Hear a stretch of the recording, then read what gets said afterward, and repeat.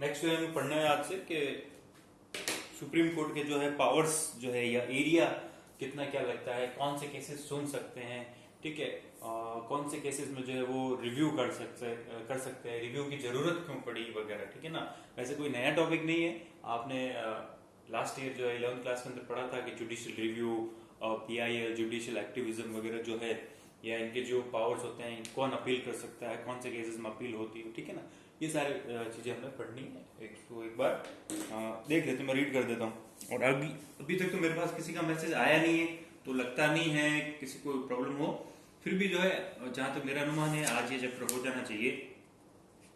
Question answer भी देख लेंगे, नहीं तो आपको मिल जाएंगे आजकल में जो भी है। फिर नेक्स्ट क्लास फिर से मंडे को होगी। कोई भी प्रॉब्लम हो आप मुझसे पूछ लेना।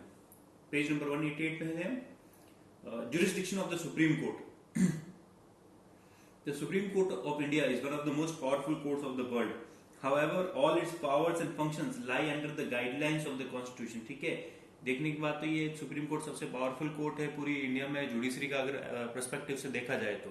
पर ये भी किसके अंडर में आता है, ये भी जो है आपका कॉन्स्टिट्यूशन के अंडर में ही आता है और उसके अकॉर्डिंगली वर्क करता है, ठीक है। All the function responsibilities of the Supreme Court are mentioned in the Constitution. The Supreme Court has some specific powers and jurisdiction. ठीक है, इसके स्पेशल पावर्स वगैरह होते हैं। यहाँ पे किसी को पावर्स वगैरह या जुरिस्डिक्शन जो है ढंग से समझ में नहीं आए तो आपको जो 10th क्लास का जो चैप्टर शेयर किया गया है उसके अंदर लास्ट में जो है सुप्रीम कोर्ट के बारे में ही बताया हुआ है, तो आप वहां जाके देख सकते हो कि कौन से मैटर में क्या क्या आपको थोड़ा इजी हो जाएगा, ठीक है ना। इस पूरे चैप्टर को देखो, ये क्या लेंथी बना हुआ है और इसको मतलब अननेसेसरी इसको ज्यादा एक्सटेंड किया है। पर अगर आप ओवरऑल देखना चाहते हो तो जो 10th का हम 6 चैप्टर है जो सेंट्रल गवर्नमेंट, और इसके आगे जो आएगा स्टेट गवर्नमेंट, या इसके आगे वाला जो चैप्टर है 4 चैप्टर इसी बुक के, वो दोनों लगभग सेम है, ठीक है ना। तो मैं आपको यही राय दूंगा कि अगर आपको फैक्ट याद करने हो, आपको लाइन्स याद करनी हो, ठीक है, और किस तरह से रिप्रेजेंट करना है आपको पेपर के अंदर, तो आप जो है 10th वाला जो मटेरियल वो याद करो, वो ज्यादा जो है अट्रैक्टिव लगेगा लिखने पर, ठीक है। किस तरह से कैसे क्या होगा वो जब हम क्लासेस खुलेगी, और हमें यही करना है अगर सब कुछ टाइम पे रहता है, और अगर हम 15 अगस्त तक पूरा सिलेबस कर लेते हैं, ठीक है ना, और स्कूल जो है अगर होपफुली अगर जुलाई में खुल जाती है, वैसे मुश्किल है, मान लो जुलाई में खुल जाती है, तो हमारी क्लासेस वहां पे जो है थोड़ी एक्सटेंड होगी, 1 घंटे से नहीं होकर 2-2 घंटे की होगी। उससे क्या होगा कि 15 अगस्त तक तो पक्का ही हो जाएगा पूरा कोर्स जो है, और उसके बाद हमें यही करना है, ये क्वेश्चन आंसर तो एक बार लिखवा रहा हूं मैं, ठीक है ना आपको, उसके बाद में जो है हर क्वेश्चन आंसर्स को या हर क्वेश्चन को जो है उसका आंसर जो है फिर से देखेंगे कि इसमें क्या कमी रह गई है, इसको किस तरह से प्रेजेंट करना है, क्या लिखना है, क्यों लिखना है, ठीक है ना। तो सारे क्वेश्चंस फिर से देखे जाएंगे, ये सब रिवीजन का पार्ट होंगे, ठीक है ना। तो उसमें हम देखेंगे, ट्राई करेंगे।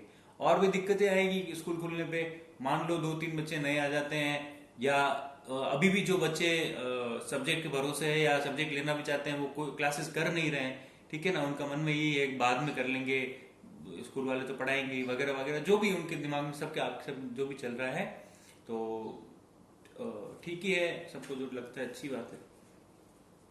उसके बाद फर्स्ट बेसिक जुरिस्डिक्शन, पहला जो प्राइमरी इसका जो अधिकार है, पहला जो क्षेत्र है, जुरिस्डिक्शन का मतलब होता है क्षेत्र अधिकार, एरिया वाइज जो आप कितना आप किसको कंट्रोल कर सकते हो, कितने मैटर्स ले सकते हो, ये आपका कहलाता है jurisdiction. Basic jurisdiction means that some cases can be directly filed in the filed in the Supreme Court. In such cases, it is not necessary to appeal in the lower court. मैंने कल भी आपको बताया था, ऐसे कुछ cases होते हैं जो डायरेक्टली आप सुप्रीम कोर्ट में डाल सकते हो या डायरेक्टली हाई कोर्ट में डाल सकते हो, लोअर कोर्ट या फिर अपने जो डिस्ट्रिक्ट कोर्ट वगैरह है वहां आपको जाने की फिर से जरूरत नहीं है डायरेक्टली। वो कौन से केसेस होते हैं, जनरली सारे केसेस जो फेडरल स्ट्रक्चर से रिलेटेड हो, मतलब कि सेंटर और स्टेट से रिलेटेड हो, जो मुद्दा हो पैसे से रिलेटेड हो या पानी से रिलेटेड हो या और कोई मैटर पर रिलेटेड हो, जहां पे दो स्टेट के बीच में या स्टेट और सेंटर के बीच में अगर कोई ऐसा इशू हो कि भाई इस पे जो है सही नहीं चल रहा है, तो उसके लिए मैटर आप डायरेक्टली सुप्रीम कोर्ट में जा सकते हैं। जाएगा कौन, ऑब्वियस सी बात है गवर्नमेंट जाएगी, आम जनता तो जाएगी नहीं।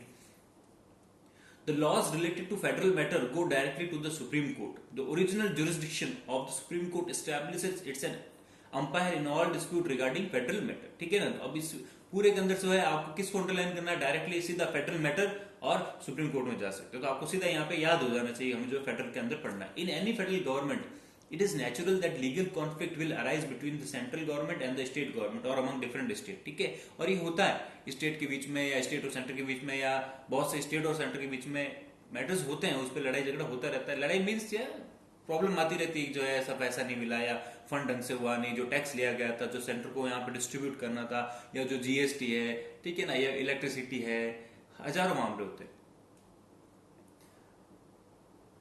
The power to resolve such cases is entrusted to the Supreme Court of India, ठीक है, सुप्रीम कोर्ट के हवाले है या सुप्रीम कोर्ट के भरोसे। It is called basic jurisdiction because these matters can be decided only by the Supreme Court. Neither the High Court nor the lower court can deal with such cases, ठीक है। Federal structure से related जो भी मामले हैं वो directly supreme court के under में ही होते हैं, ठीक है ना। इसमें हाई कोर्ट भी नहीं जा सकते हैं और लोअर कोर्ट भी नहीं जा सकते, डायरेक्ट वहां पे जाना पड़ेगा। By using this right, the Supreme Court not only settle these disputes but also interpret the power of union and state government as laid down in the Constitution। और time to time जो है इस तरह के cases आते रहते हैं और सुप्रीम कोर्ट क्या करता है, क्लैरिफाइड करता है कि साहब कॉन्स्टिट्यूशन के इस आर्टिकल में ये लिखा हुआ है, इसके अकॉर्डिंगली जो है आप इतना इस लिमिट से बाहर नहीं जा सकते हो, या आपका इतनी हद है। स्टेट की हद कौन सी है, ओवरऑल देखने की बात है कि स्टेट की लिमिट क्या है, सेंटर की लिमिट क्या है, ठीक है। मर्यादा वाला कॉन्सेप्ट है कि आप इसके ज्यादा आगे नहीं जा सकते, आप इसके आगे ज्यादा नहीं जा सकते। क्यों नहीं जा सकते? क्योंकि इंडिया में क्या है, हमारे हार्मोनी चलती है, ऑल टुगेदर चलता है, ठीक है। स्टेट जो है वो सेंटर के अंडर में जरूर आते हैं, पर आपस में सब इंडिपेंडेंट भी है कहीं ना कहीं, क्योंकि सबके डिसीजन खुद को भी लेने पड़ते हैं, ठीक है। इसलिए आपको पता होता है एडमिनिस्ट्रेशन जो है वो दोनों जगह अलग अलग भी है और मिक्स भी है। मिक्स कैसे है कि आईएएस वगैरह जो है स्टेट में भी सर्विस करते हैं और वो इससे लिंक बना रहता है, और साथ ही साथ स्टेट के खुद के भी ऑफिसर्स होते हैं जो स्टेट को चलाने का काम करते हैं, ठीक है ना। फिर जो आता है powers related to writ petition, ठीक है। फिर दूसरा पावर है आपका रिट से रिलेटेड, ठीक है। तो मैंने आपको बताया था आर्टिकल 32 के अंदर 5 तरह की रिट होती है। आप डायरेक्टली जो सुप्रीम कोर्ट में जा सकते हो और डायरेक्टली आप हाई कोर्ट में भी जा सकते हो, दोनों मैटर्स में। Any person whose fundamental rights have been violated can move the supreme court directly, ठीक है। अब किसी को रिट का मैटर याद नहीं आ रहा हो कि रिट का क्या पढ़ाया था क्या है, तो पुरानी वीडियोस जो है या पुराना चैप्टर देख लो। इस चैप्टर में रिट वाला कहां पे लिखा हुआ था और उसके हिसाब से आपको वीडियो मिल जाएगी, वहां पे जाके आप चेक कर लेना। The Supreme Court can give its special order in the form of a writ. The High Courts can also issue writs. However, the person whose rights are violated has the choice of either approaching the High Court or the Supreme Court. The Supreme Court can issue its order through these writ to the executive to act or not to act in the particular way, ठीक है। Writ आप high court में लगा सकते हो, supreme court में लगा सकते हो, आपकी जो इच्छा उसके अनुसार लगा सकते हो, पहली बात। दूसरी बात, जो भी कोर्ट इन दोनों में से आपकी रिट लेता है, उस पर कोई फैसला देता है, वो जो है एग्जीक्यूटिव मतलब कि जो भी अपना गवर्नमेंट है या जो भी उसके नीचे वाले जो भी पार्ट है, उन सबको जो है गाइड करता है, भाई आपने इसके साथ गलत कर दिया है। ऑफिसर कोई ज्यादा पावरफुल हो रहा है तो उसको रोकने का काम वगैरह वगैरह जो है चीजें, ठीक है। तो आप रिट वाला सेक्शन जो है उसमें जाके चेक कर लेना। उसके बाद में आता है अपीलेट। अपीलेट का मतलब क्या होता है, ऊपर अपील करना, ठीक है। तो आप क्या करते हो, लोअर कोर्ट में या डिस्ट्रिक्ट कोर्ट में। उसके बाद आपको चीज पसंद नहीं आती या जो भी है आपको या आपके आगे वाली पार्टी को, तो आप कहां जा सकते हो, वो केस कहां लेके जा सकते हैं, हाई कोर्ट में, ठीक है। और फिर हाई कोर्ट से कहां जा सकते हैं, सुप्रीम कोर्ट में। अब अगर कोई यहाँ पे मैं ये होप कर रहा था कि इस तरह का एक क्वेश्चन आएगा कि सर अगर ऐसा हो जाए कि ना जो लोअर कोर्ट में जैसे हम है और आगे वाला है, हम जो है ऊपर वाले कोर्ट में नहीं जाना चाहते पर आगे वाला जाना चाहता है, तो क्या होगा। तो कुछ नहीं होगा, दोनों में से अगर कोई भी ऊपर अपील करना चाहता है अपील कर सकता है और ऑटोमेटिकली आप भी उसके अंदर बाउंड हो जाओगे क्योंकि केस आपका भी है, ठीक है ना। तो ये चीज भी है। खैर किसी ने पूछा नहीं पर मैंने ही बता दी। The Supreme Court is the apex court of appeals. Any person can appeal to the Supreme Court against the decision of High Court, but the High Court has to certify that the case is fit for an appeal in the Supreme Court. It means to say that it involves a serious matter of interpretation of law or constitution, ठीक है। Generally क्या होता है, सारे matter high court तक जाते हैं और वहां पे रिजॉल्व हो जाते हैं, पर अगर कोई ऐसा मैटर आ जाता है जहां वास्तव में लगता है कि नहीं हाई कोर्ट से भी कोई चूक हो गई है, हाई कोर्ट को लगता है इसमें कॉन्स्टिट्यूशन इन्वॉल्वमेंट है, मतलब इस केस में जो है कॉन्स्टिट्यूशन का कहीं ना कहीं एंगल आ रहा है और हमने तो फैसला दे दिया, पर जो आगे वाला है, जो पेटिशनर है जिसने ये अपील की है, उसको लग रहा है वास्तव में, तो हाई कोर्ट डिसाइड करेगा कि ये केस ऊपर जाने लायक है या नहीं। क्योंकि सुप्रीम कोर्ट में जनरली वही केसेस जाते हैं जिसमें कॉन्स्टिट्यूशन से रिलेटेड कोई मैटर हो या किसी की जो है गलत आपने डिस्क्राइब करते हो कॉन्स्टिट्यूशन को, तो जनरली वही मैटर्स आपके जाते हैं, ठीक है।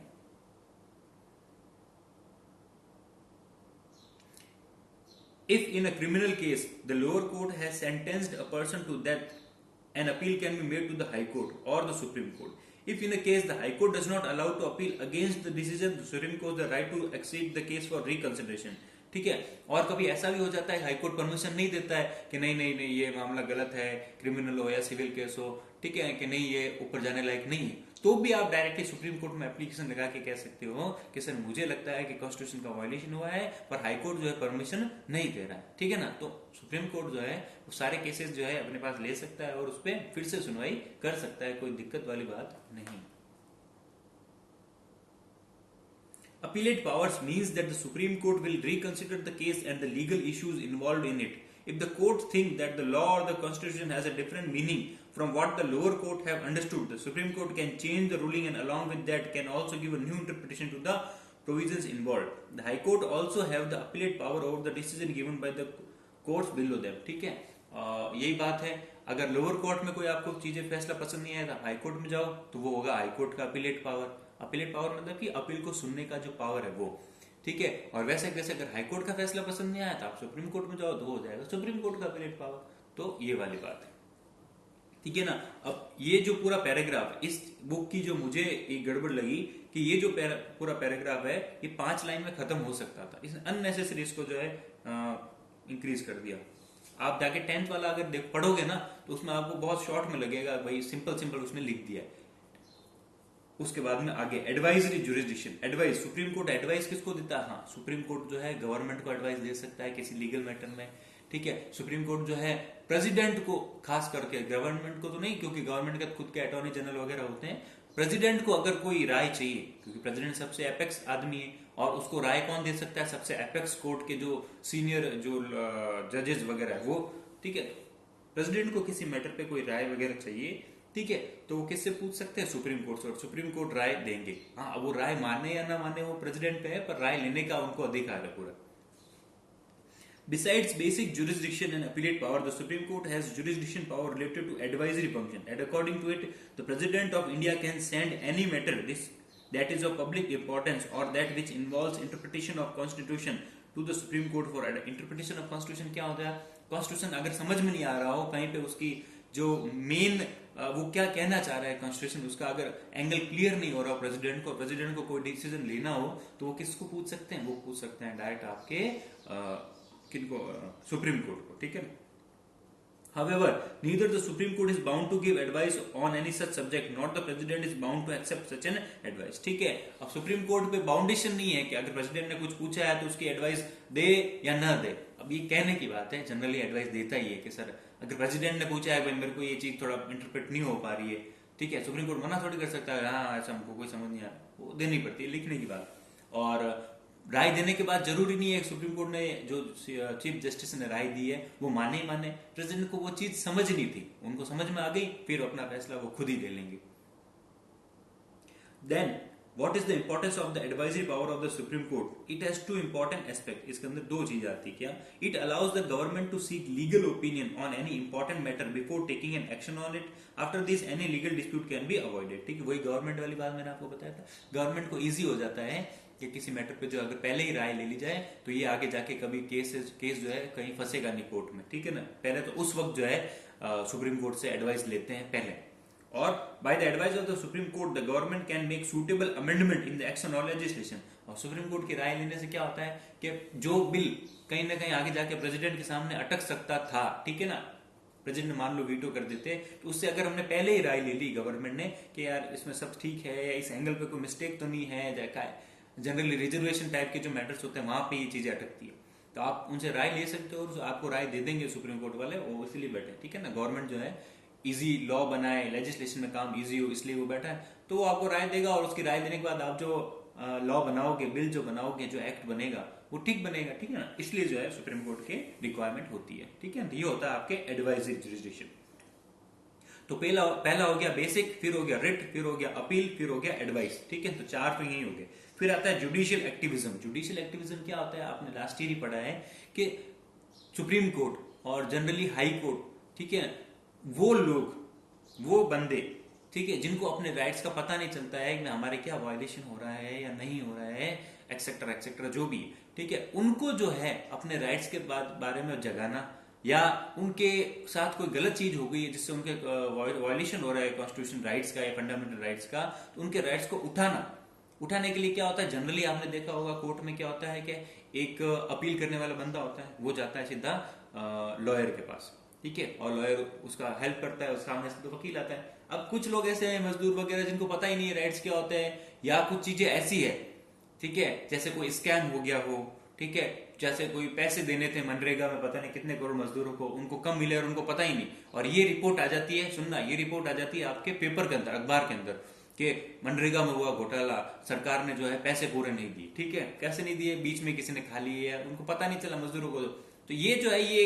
अब ये केस मजदूर तो बेचारे क्या पता कौन लगाएगा, उनके बिहाफ पे कोई एनजीओ लगा सकता है, या डायरेक्टली कोर्ट जो है, चाहे वो हाई कोर्ट हो फिर या सुप्रीम कोर्ट, वो डायरेक्टली इस खबर के ऊपर भी खुद ही सेल्फ जो है वो स्टेप ले लेते हैं और उनको जो है केस को सर्टिफाइड या केस को जो है वो रजिस्टर्ड करवा लेते हैं और बोलते हैं इसको सुनवाई करो। तो इस तरह के मामले भी जो सुप्रीम कोर्ट खुद ही कर सकता है। तो ये जो पूरा प्रोसेस है जहां पे खुद जो है कोर्ट जो है खुद सामने आके खुद ही केस ले लेता है जिससे जनता की भलाई हो सके, वो कहलाता है आपके जुडिशियल एक्टिविज्म। और इसका सबसे बड़ा टूल है एक PIL, पब्लिक इंटरेस्ट लिटिगेशन, ठीक है ना। तो किसी के और के बिहाफ पे भी कोई आदमी लगा सकता है या कोई NGO लगा सकता है, ठीक है। उसमें मूवी भी बनी है या काफी, और जॉली LLB टैग वगैरह वो PIL लगा के पुराने केस को भी खोल सकते हैं कि भाई इसमें जो है गलत हुआ था या कोई नए सबूत आ गए हो। तो ये मैंने आपको 11th में समझाया था, तो चैप्टर है 11th का, उसमें आप जाके उसको कंसिडर कर सकते हैं।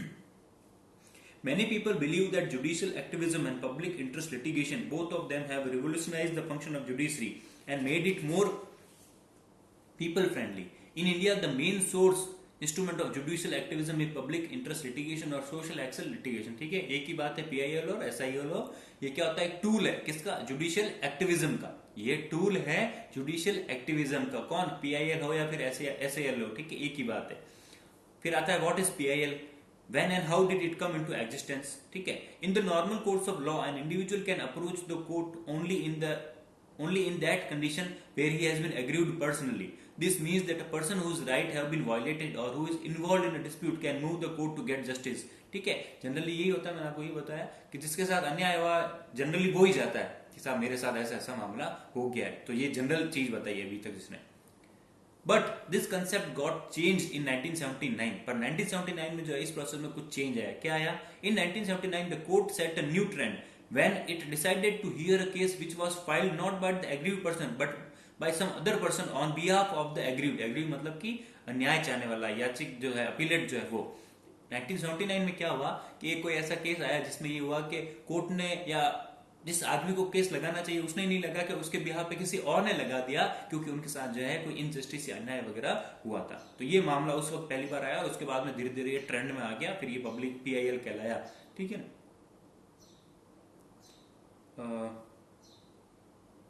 Because this case was involved in a matter which was related to public interest, so this and other such cases were termed as public interest litigation. At the same time, the Supreme Court also took up the case related to the rights of the prisoners, ठीक है। अब खबर आती रहती है कि जेलों में जो है पूरा खाना नहीं मिल रहा है या उनके साथ अन्याय हो रहा है या जेलों में चूहे फिर रहे हैं, ठीक है, उनको ब्लैंकेट वगैरह नहीं है या और भी जो है अनह्यूमन कंडीशन में रह रहे हैं, ठीक है ना। इस तरह की न्यूज आती रहती है और इस न्यूज पे जो है सेल्फ कोर्ट का या किसी NGO का जो है उनके ब्याह पे जाना, प्रिजनर तो जा नहीं सकते, किसी को बोल नहीं सकते हमारे साथ अन्याय हो रहा है, उनके ब्याह पे किसी और का चला जाना, ये PIL के अंदर आपके आ जाता है।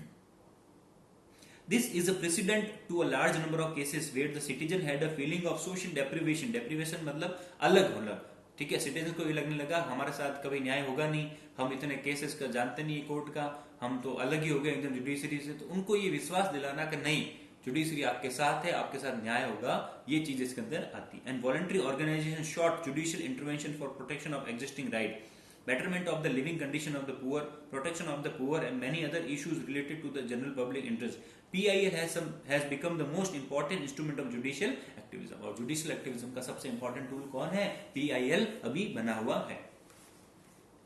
The Supreme Court served the cause of justice by responding to case brought before it through the receipt of simple postcard, a clipping of newspaper or any such other means, ठीक है। Simple post card जो है, letter अगर उनको मिल जाता है तो वो उनको पहले चेक करवाते हैं सुप्रीम कोर्ट वाले, ये लेटर जो आया है किसी ने लिखा बिना नाम का, ये सही है या नहीं, या न्यूज जो है वो मैंने आपको बताया, न्यूज जो है उसको देख के जो है उस पर चेक करके फिर जो है केस सुओ मोटो खुद की तरफ से जो है स्टार्ट कर देना, ये कहलाता है आपका इसके अंदर।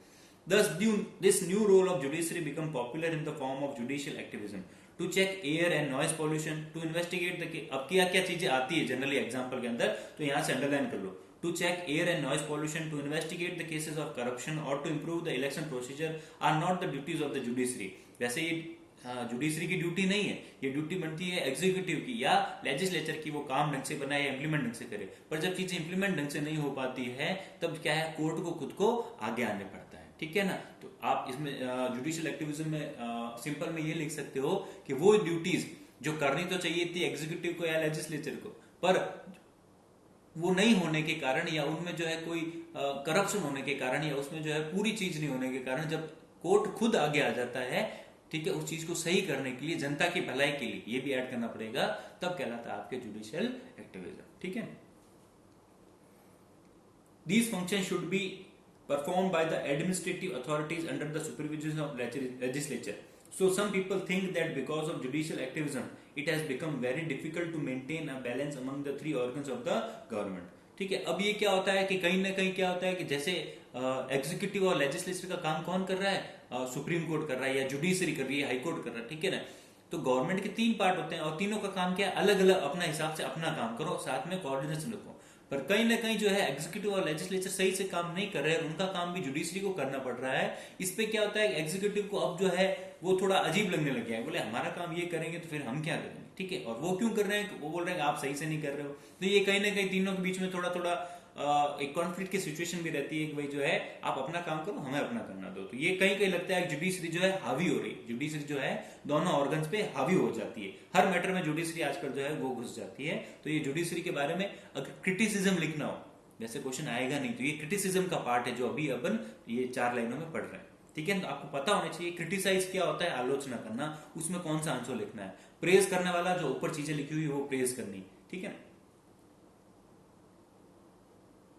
the very basis of democracy is that every organ of the government should respect one another's power and jurisdiction. Judicial activism may be creating strains on the democratic principle. और ये पूरा प्रोसेस क्या कर रहा है, स्ट्रेंस मतलब कि तनाव ला रहा है किस पे, जो हमारा डेमोक्रेटिक प्रिंसिपल है जिसके अंदर तीनों ऑर्गन बराबर है। पर कहीं ना कहीं जुडिशरी अगर थोड़ा बहुत आगे बढ़ने की कोशिश कर रहा है और दोनों को ओवर पावर करने की कोशिश कर रहा है, तो हो सकता है ये थोड़ा ठीक नहीं है। फिर आते हैं नेक्स्ट में, फिर क्या है आपके जुडिशरी एंड राइट्स। ठीक है, क्या क्या राइट्स है वगैरह। Judiciary is entrusted with the task of protecting the right of every citizen of the country. The Constitution describes 2 ways in which the Supreme Court can protect the violation of the rights. These are, it can restore the fundamental right by issuing writ of habeas corpus mandamus, etc. Article 32. The High Court also has the power to issue such writ. The Supreme Court can stop any legislation from being declared as non-constitutional and to deem it applicable. ठीक है, these two provisions establish the Supreme Court as the guardian of the fundamental rights. Underline कर लेना, of the people and also as the interpreter of the constitution. In these two provisions, the second provision provides for a judicial review. ठीक है ना, तो supreme court के rights और judiciary के बताया हुआ है कि कहाँ कहाँ आता है। सबसे पहले रिट में आता है और दूसरा क्या आता है कि जो किसी के फंडामेंटल राइट्स का वॉल्यूशन हो रहा है या किसी कॉन्स्टिट्यूशनल मैटर को अगर कोई गवर्नमेंट खराब कर रही है, जैसा कल हमने पढ़ा था कि एनजेएसी वाला, जहां पे लग रहा था सुप्रीम कोर्ट को कि ये जो है हमारे साथ गलत कर रहे हैं। ठीक है, तो उन्होंने क्या किया, सीधा चेंज कर दिया। ये सुप्रीम कोर्ट के राइट्स है। इससे क्या हो रहा है कि जो मेन क्रक्स है डेमोक्रेसी का वो आज तक बना हुआ है या बना हुआ रहता है।